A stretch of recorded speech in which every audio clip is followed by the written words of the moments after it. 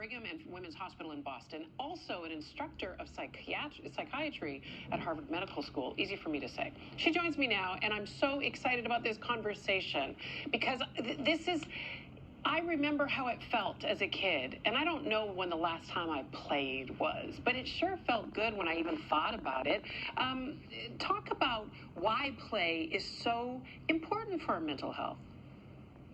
Absolutely. Happy New Year. And You thank too. you for having me here this morning. I love this topic. If you want to be happy and healthy in 2022, I say ditch the resolutions and prioritize play instead. We know that play for adults is critical for managing our stressful lives. And research shows that it has benefits for our physical health, our mental health, and our social health. Okay.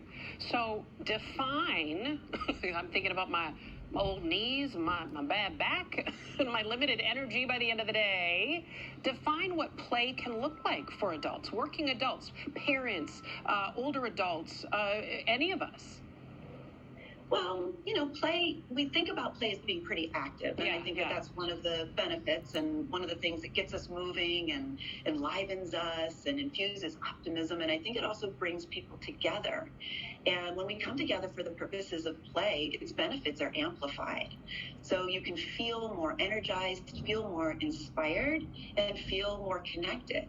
And it can take all sorts of forms. There's different types of play, different categories of play.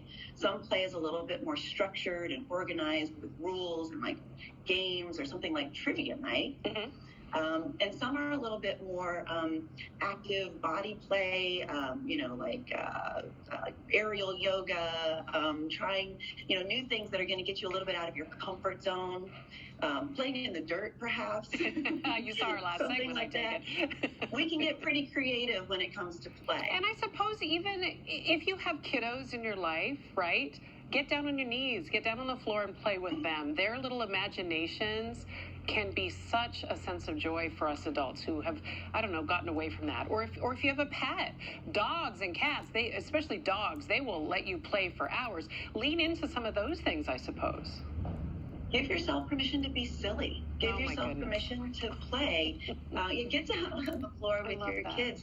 Watch them. Learn from them. They know how to do this naturally. We are built for play. We just get away from it as adults. And I think that contributes to feeling low and sad and anxious if we're not regularly activating the pleasure and reward centers of our brain. We kind of lose the ability to feel good. So regular and routine planned activation of those pleasure and reward centers of the brain are required to feel good and preserve our ability to feel good in the future. Can I tell you, there was one Christmas not too long ago that I saw, my mom was down on the floor being Santa, handing out the gifts, and I don't know what my dad did, but next thing I know, there was a tickle attack going on, and they both were in fits of laughter, and of course, I was laughing at my grown-up parents on the floor tickling each other, and it just touched my heart, actually. You know what I mean? To think of them still being able to access that place. They say laughter is the best medicine, and I absolutely 100% agree with that. It is so good for you, and it's the fastest way to feel better, just like almost immediately. So if your play involves laughing or watching a funny movie or just putting on some music and dancing, the benefits are immediate. Yeah, no, that's so true. And I imagine it's also good for relationships too, right? Healthy relationships. Oh, I think laughter is the glue of healthy relationships. I think laughing together is one of the greatest ways to feel close to somebody. And I think it's also the point of having laughter in our lives. And it's a little challenging with, having to do things virtually and having to distance and what have you. But I'll tell you, I took your notes to heart, and I actually organized with my girlfriends on Sunday. We're going to do a virtual game of Heads Up. You can play it over Zoom now, apparently. And we're going to do that and just be silly, but also try to stay safe. We can be creative.